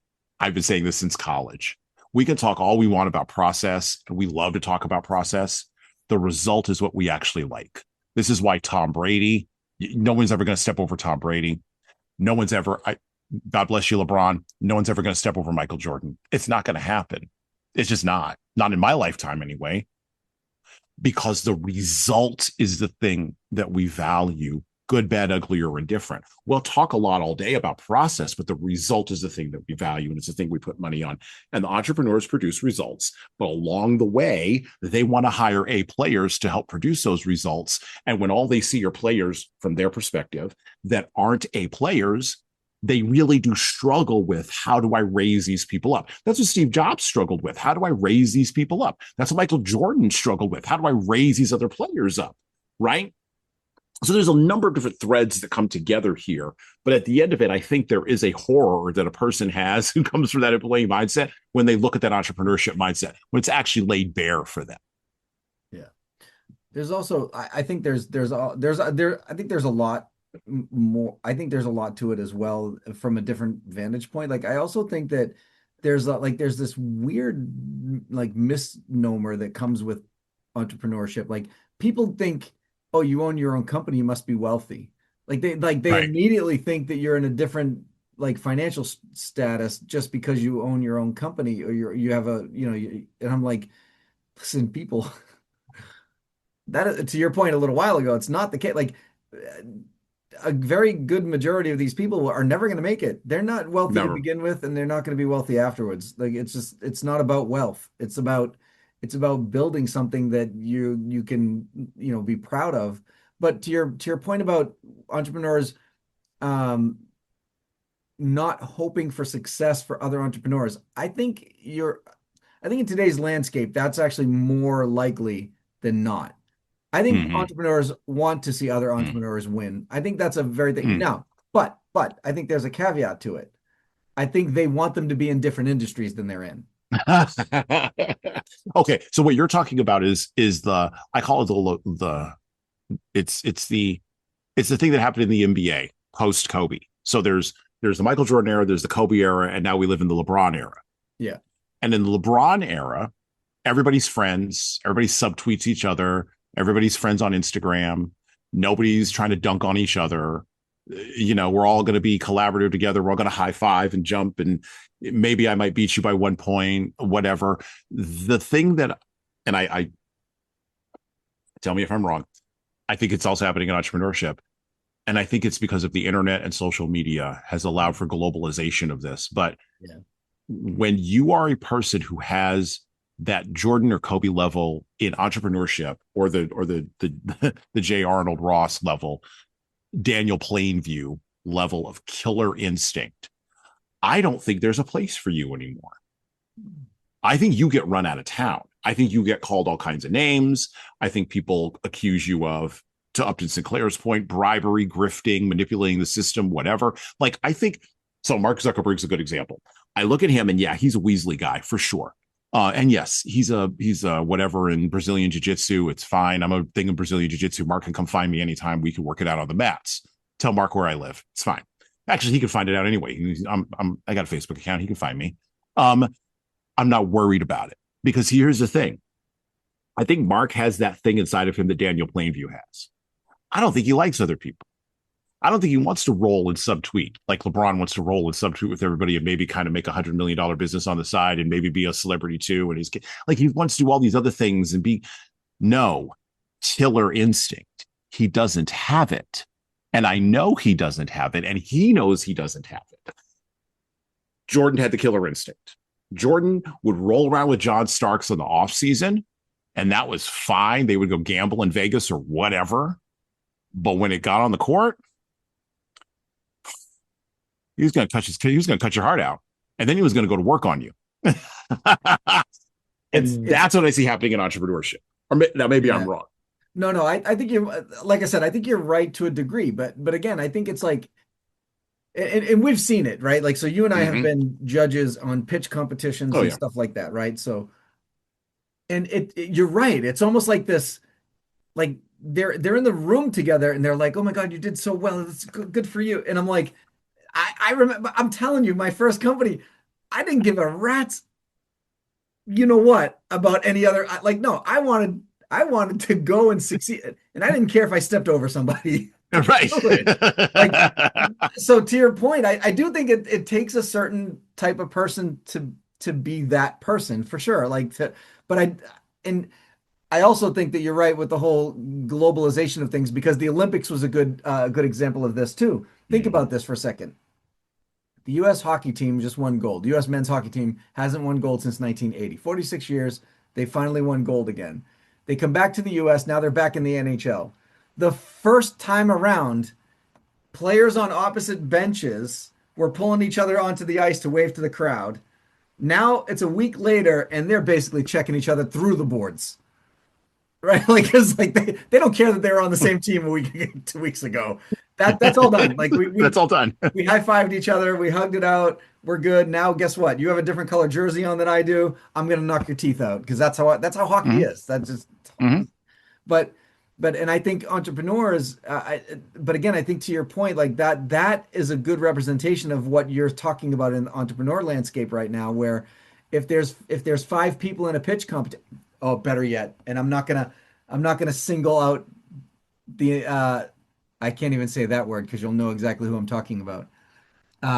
We recently watched a group of entrepreneurs pitch to us that are very kumbaya. Oh, yeah. Hmm. Okay, they're Yep. very kumbaya. And Yes. I know for damn certain that there's one or two of those people that should be killers. And if they were killers, they would be successful the day they stepped out of college. Yep. Like or the day they stepped out of the environment that they were in or whatever Hmm.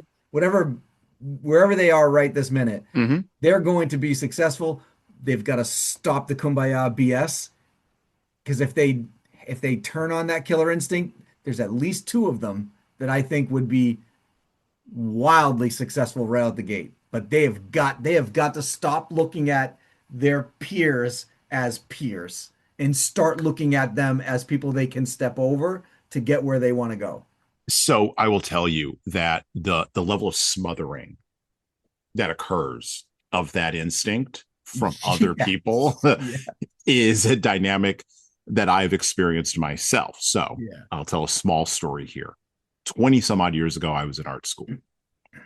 I was not a great artist. It doesn't matter.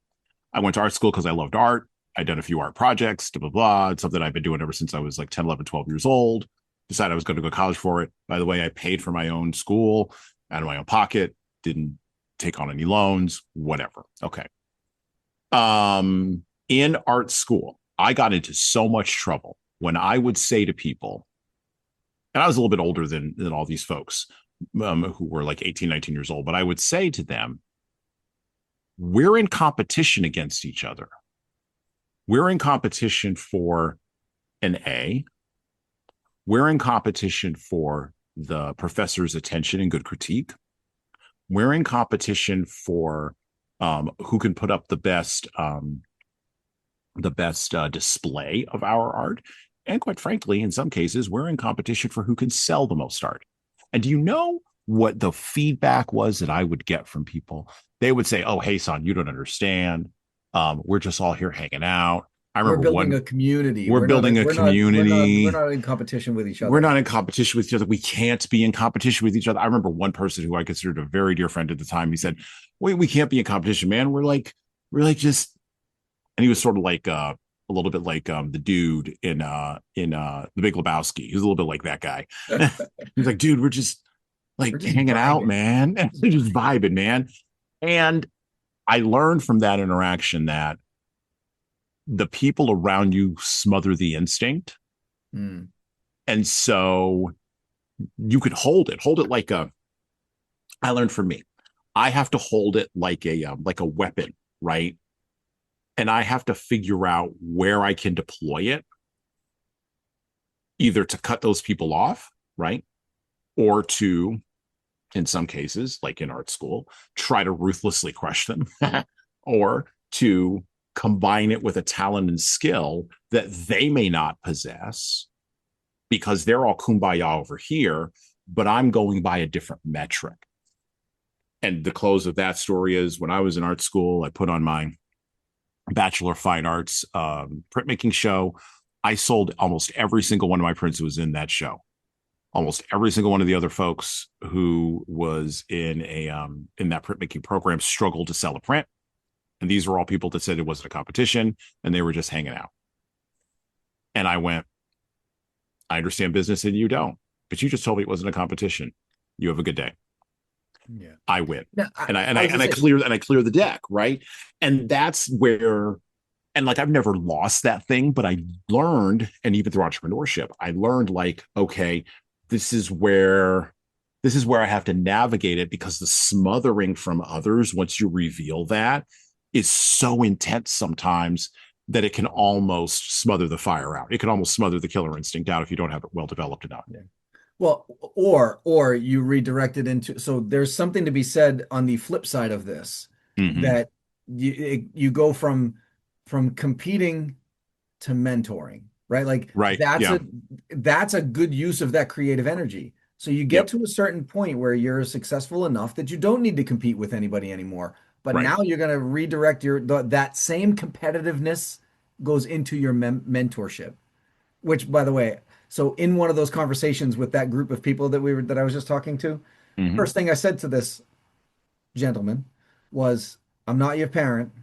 I'm not your uncle, your brother, your mother. I'm not your family member. I'm not a college professor. My job is not here to go rah rah, you're the best. I'm gonna tell you like it is. I'm gonna tell you what's wrong with your stuff, and if you don't like it, you don't like it." Order my latest book, 12 Rules for Leaders, The Foundation of Intentional Leadership, co-written with Bradley Madigan.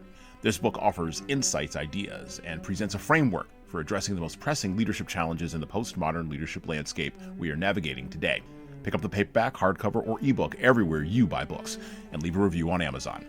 And thanks. That I would have person, appreciated that when I was his age, oh, he but did I too, don't by know the if, way. yeah. He did too, by the way, at that point, because I think at that point I saw something change in his eye. Like I Mm-hmm. saw him go, because I asked him, I said, "So what do you do next? What you do next is the most important decision you're ever going to make. Because Mm-hmm. if you decide that what you're building right now is never going to be a company, then what are you doing? Like, Mm-hmm. then this conversation is irrelevant unless you really want to make this into something. So Yeah. you have to decide, is this real or is it not? Are you playing around with this or are you not? And if you're going to make it real, then you're going to listen to some good advice and you're going to start treating this like it's real." Do we have to start? So I do believe that instinct, and then we'll move on. We'll sort of close here. I do believe that instinct exists inside of leaders, inside of entrepreneurs.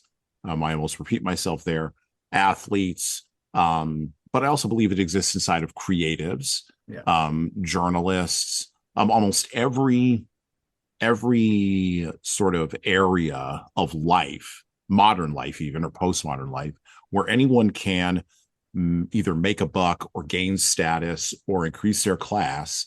There's going to be competition.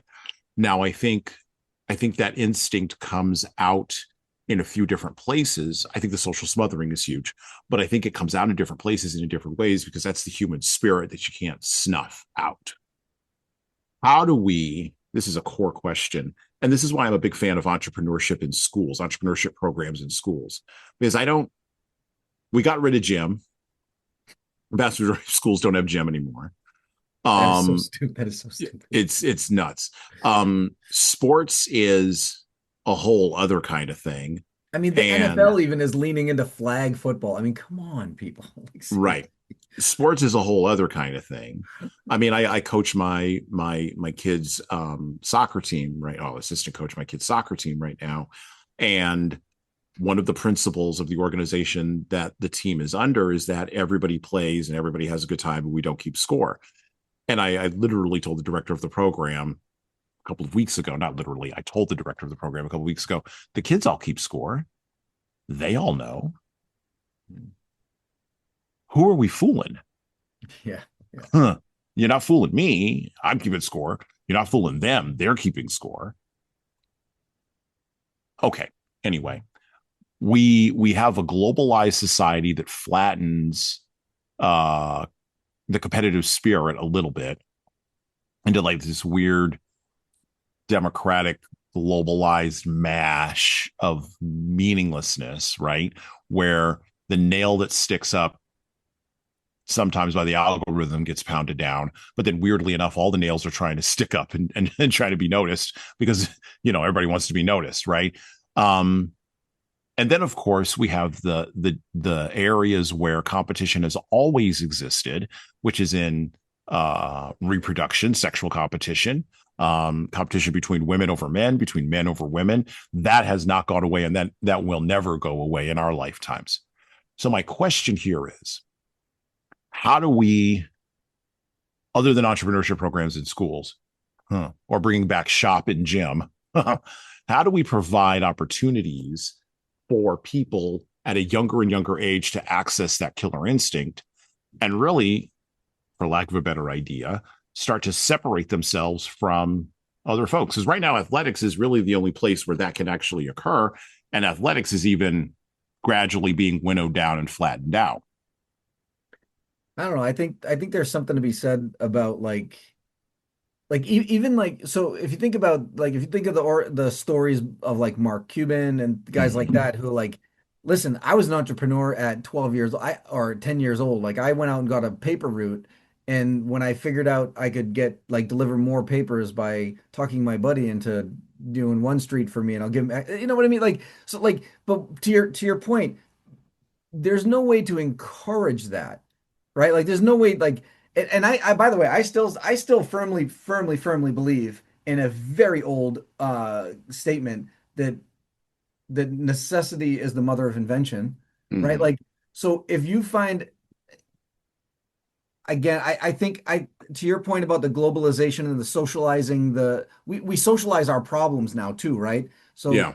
poor people are universally poor. So we're not now, like, we're and by the way, I know this from experience because I grew up very poor. So, like, but when I was a kid, nobody paid attention to the poor neighborhoods. Nobody. Mm-hmm. Ex Mm-hmm. except the police departments for all the wrong reasons. But that, we won't get into that. But, like, but nobody cared. Like, nobody took interest in ideas coming from those poor neighborhoods or any.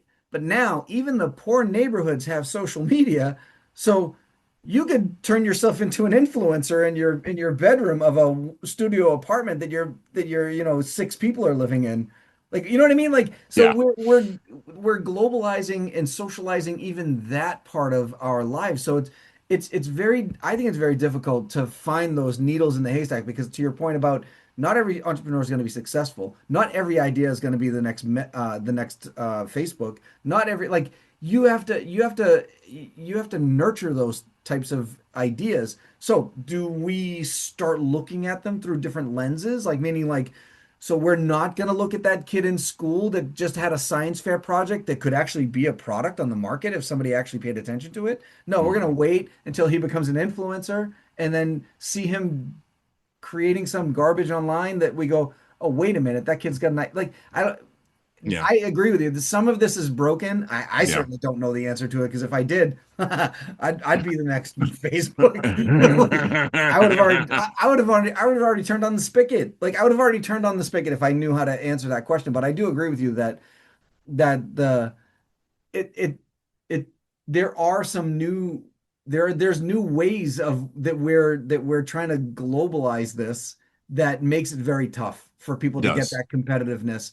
And to your point about, I, I I tried really hard with my kids to get that competitiveness, because, just so you know, I was not that guy. Like, I was not that dad to, like, okay, shoot the basketball, honey. Oh my God, look at, oh, you won. No, no, no. If you're gonna beat me, you're gonna beat me, and it's gonna be legit. Which is why, by the way, so when I taught my daughter how to play chess, like, she, out of my five kids, my daughter was the only one that enjoyed playing chess. Mm-hmm.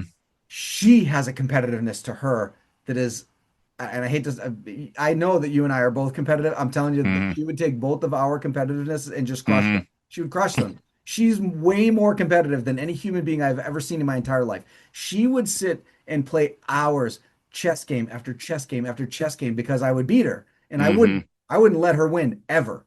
Yeah. I would beat her every time because I felt like it was going to improve her chess game. So if Right. she would, so the handful of times that she beats me, Mm-hmm. it's like the world is, like, opening up her. It's like the world is her oyster, and she can. It's like she accelerates that joy, like, Yeah. not accelerate, sorry, exacerbates that Mhm. joy, Yeah. like it's. like she just hit the lottery. But I, I can't do that with a kid down the street that I don't know, that like that you're trying Right. to encourage entrepreneurship to. Yeah. Like you Yeah. just can't do that, right? Like you now I will say though, I remember when I was a kid, strangers weren't dangerous. I could Hmm. walk if there was a guy, and by the way, the way I learned how to play chess, being in the neighborhood that I was in, being a very poor neighborhood, we used to go down the street into a little bit wealthier neighborhood. And there was always a guy there. They had these like park benches, park like Hmm. tables, like that had chessboards on them already. They were built in to the Oh, that's chess awesome. into the Yeah. neighborhood. And That's this awesome. guy would sit there and play chess with anybody who wanted to play chess with. So I would go and I would tell him I don't know how to play chess, and he taught me how to play chess. Now, by the way, same thing. His rule, he was a I found out much later in life that guy was like a grandmaster, like chess went like he won chess competitions around the world. Like this guy was Hmm. really incredible. He could beat somebody in chess with 5 moves. Five. No doubt. Like he would sit there and he'd ask, "Are you a chess player, novelty, or do you know?" And if you said, "No, no, no, I'm a chess player. I enter chess competitions," he'd go, "Okay, on." He would beat that person in 5 to 6, like no doubt. I was like, I would watch this and go, "What just happened? What just happened?" Like, so anyway, but if you sat down with him and said, "Listen, I'm a beginner. I don't know Hmm. chess very well," different story. His Right. competitive, like I talked about a few minutes ago, his competitiveness went away because his mentor side came Came out. out. Yeah. He Came out. wanted to be a mentor. Now, he again would not just quote unquote let you win, but he would play as if he was a novice so that you could Right. play on equal playing ground so that you could learn. He would ratchet it down. Yes. Yes, Yes. yes, yes, yes, yes, yes. And I think that that's part of the key to all of this, right? So if you're a leader and you have that competitiveness and you've built this business and you started from nothing, and by the way, to Tom's point earlier, most entrepreneurs start from nothing. It is the Yeah. very rare entrepreneur that gets gifted, $100 million by their daddy. That is not a normal story.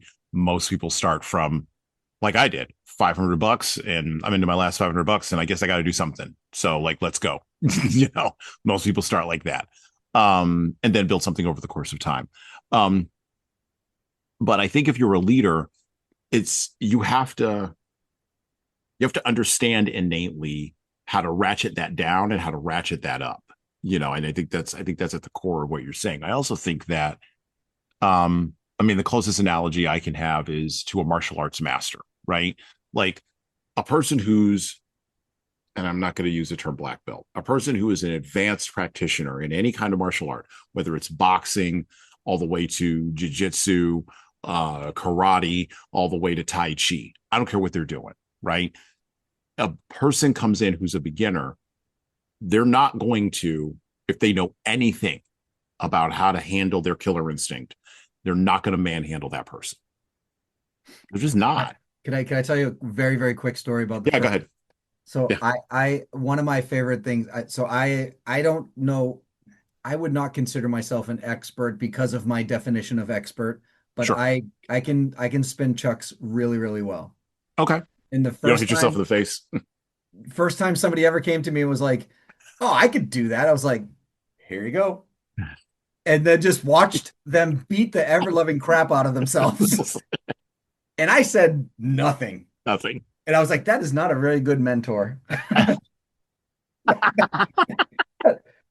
Or is it? Like, to your point, Well, like, I because there mean, are there are some lessons that I feel like you need to learn on your own. And one of the lessons you need to learn on your own is that just because to your point, just because you see somebody swing those things and do it really, really well, so I think the thing watching you, it and doing it are two different things. And so I, you have to start at step one. You can't just swing them. You have to learn how to, like, how they move, what they do, you have to learn how they hurt before you can learn how to swing well, them really well. okay. So this goes back to what you were saying earlier in our conversation as we wrap up here about your kids, right? They want to start with the master's degree and go Yeah. directly to the $100,000 job. They don't want to do the things like with the nunchucks. They don't want to get hit in the face because getting hit in the face sucks, Yeah, getting the face except hurts. right. Except getting hit in the face, maybe not physically, as the comedian Mark Maron would say. It's all going to be thinky pain now. It's all going to be pain in your body, right? Or pain in your mind. Like you're done with the physical pain part. Now you're going to go into thinky pain, psychological pain, emotional pain, spiritual pain. Nobody wants to go through that, right? They'd rather skip all the pain parts. And what a good mentor does is a good leader who's a good mentor, they give good analysis at the beginning and they see the difference between someone who maybe can come in and experience that thinky pain and maybe in some cases physical pain, like the nunchucks. They see the difference between that person who's willing to go on that path and the person who, to your point, is just arrogantly coming in thinking they can do something. Like we've seen this with entrepreneurship. We've seen this with businesses. You want to know a really good experiment to figure this out? Take one of the most complicated subject matters you can think of. Theoretical physics, space travel, I don't care. Whatever you think is difficult to understand. Put it in ChatGPT and then prompt it to say, tell me this like I'm a 5-year-old, and watch what ChatGPT spits back to you. Because to your point, that's where you're starting, people. If you're trying to be a mentor to somebody, you have to assume they know nothing. Right. You have to give them the basics and the foundation before you can start, throwing master classes at them. Well, and you also have to sometimes you have to, and now I will go specifically into jiu-jitsu. Sometimes you have to humble the arrogant. Of course, yes. Sometimes you do. Like, we have people, it happens in our tiny little school, in my tiny little town that I live in Texas, right? We will have people who walk into that school and they will say, sometimes with their mouths, but most often with their body language, oh, well, that crap doesn't work on me. Blah, blah, blah, blah. Or I love this one. I'll just see red, bro, and go in a fight. And I'm thinking of a few months ago, someone came in for a trial class, and I've been doing this for a minute.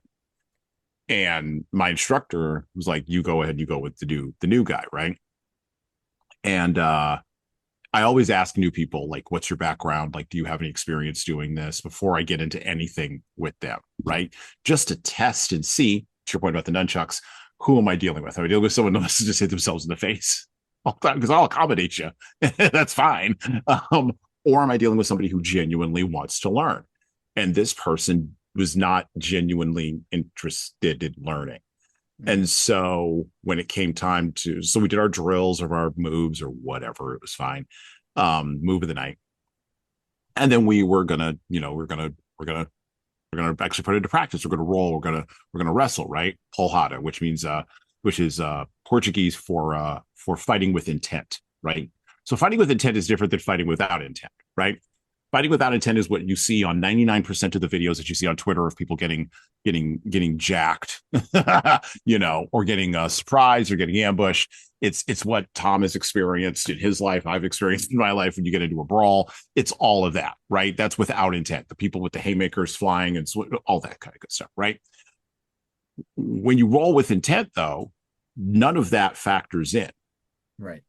Now, if you don't have intent, but I do have intent, I'm going to beat you every single time. This is not pride or arrogance. You have no intent. You're just out there doing stuff. I know enough, and I'm not even close to mastery. Not even close. I'm on talk about 10 years of being an overnight success. It takes 10 years to get a jiu-jitsu black belt at minimum. Most of the time in America, it takes people between 12 and 15 years at my age. Going to be going a long time. I'm all the way at the beginning of the journey. This is not a pride thing. This is just a fact. If you are engaging with me without intent, I'm going to maul you. I'm just going to maul you. And I'm not even going to really sweat that hard. And so like the person came in and he starts, I was like, okay, I put a bully grip on him. Like when you were a kid and they were like, give me my money. Like they grab your collar or whatever. And I put a bully grip on him and I watched his eyes shift. And I went, oh, okay. He has no intent now because he's panicking. And he did. He started like lashing out and going around. And I just moved around him and did my thing. And all I was doing was playing defense. And I looked over at my instructor and he was laughing. He's been with me a while. I've been with him a while. And he started laughing. And I was like, can I just go? And I did. I looked at him. Can I just go? I raised my eyebrow. Can I just go? And he goes, yeah, go ahead. And so like I wrapped him up. Wrapped the guy up. Guy's flailing around. I wrapped him up.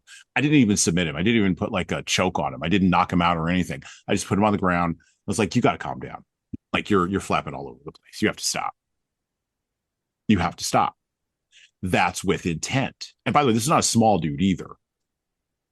This can be applied to leadership. Are you leading with intent? Are you doing it in an intentional kind of way? Are you doing your entrepreneurship with intent?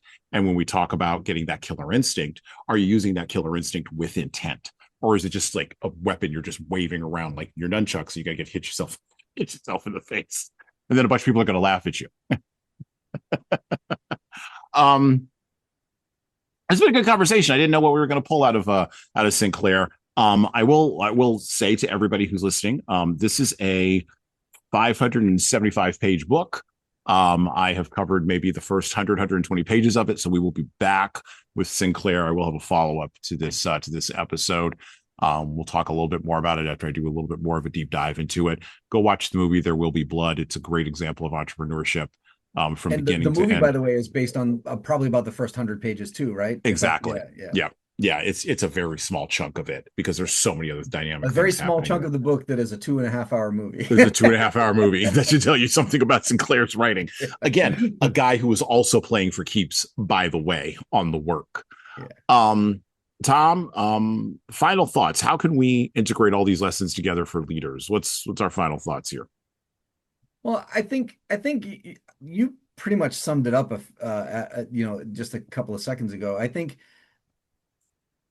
the difference between a leader, a true leader, and somebody who just wants to, as you put it in your jiu-jitsu example of just going, a true leader wants to bring people with them, right? A true leader wants to elevate everybody else around them, and the only way you do that is to meet them where they are and help them get better, not push them down and just suppress them. The killer instinct is different in those cases, right? Mm-hmm. So you need the killer instinct to get yourself there, but once you're there, you need to kind of suppress it a little bit and use the killer instinct to elevate everybody else around you. Instill that killer instinct around the people that you in the people that are around you.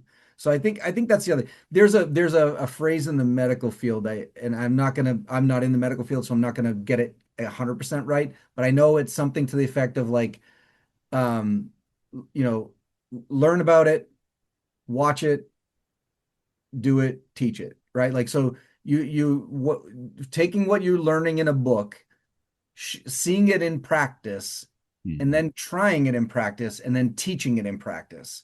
That's how you elevate everybody around you.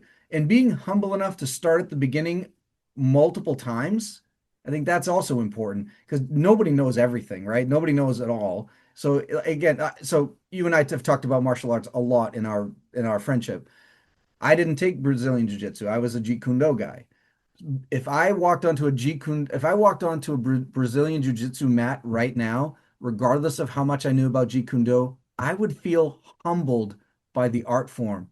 I would want to be taught. So that even knowing what I know with Jeet Kune Do, I would not be that guy that you experienced on the mat.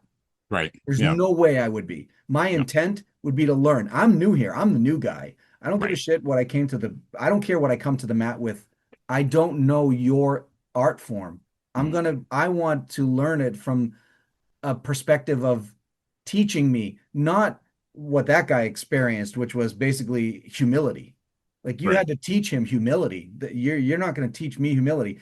I think that's the difference between somebody who is, I'll put it this way. I feel like if I chose to go learn Brazilian Jiu-Jitsu right now, I would eventually be a leader in that dojo. Yeah. Because I know myself. I know I would start at the bottom. I know I would want to learn from the best. I know that I know I would elevate myself eventually to being good at what that art form was. But ultimately, my goal would be to then teach people how to be that good. And to exactly what you would did with that guy, teach them the humility of it. Because I hate to say it, but no matter how good the Western world and Western philosophies are, well, I guess Brazilian Jiu-Jitsu is kind of Western, but the martial arts art forms come from the East. All Hmm. of them, the foundations are all in the East. It doesn't matter which one you are in, you're practicing right now. But they it's all foundational, right? And it's no matter how many times you go back, you start at the bottom and you work your way up. Like, and I think people lose that. Like, I think people like I can't even count how many times in my career somebody has said to me, and by the way, I've been sales manager, I've been a VP of sales, et cetera, right?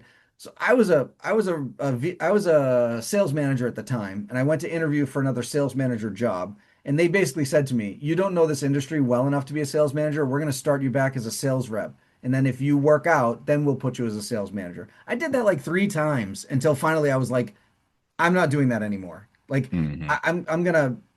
I'm gonna go do my own thing because Hmm. I'm not gonna start at the bottom and work my way up in the same the, the examples are different. The martial arts example is exactly that's a perfect example of it's completely different, right? The art Hmm. forms are completely different. To Yeah. me, sales is sales. Sales. Yeah. Yeah. I'm selling a phone or I'm selling this mouse, like my computer mouse or my phone. To be it doesn't I don't care Doesn't what matter. this product is. Sales are sales and people are people. So I was I was done doing that. But what I did learn throughout that process is exactly what I'm talking about. Taking that step back and then taking that role, I learned that the people I wanted working for me had to be people that were willing to learn. They had to be people willing.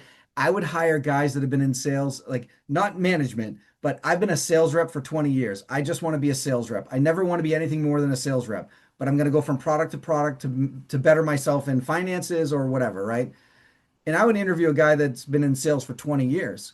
And the only thing I cared about was he teachable? Was he stuck in his own ways or her own ways? Were they stuck in a philosophy of sales that I couldn't break?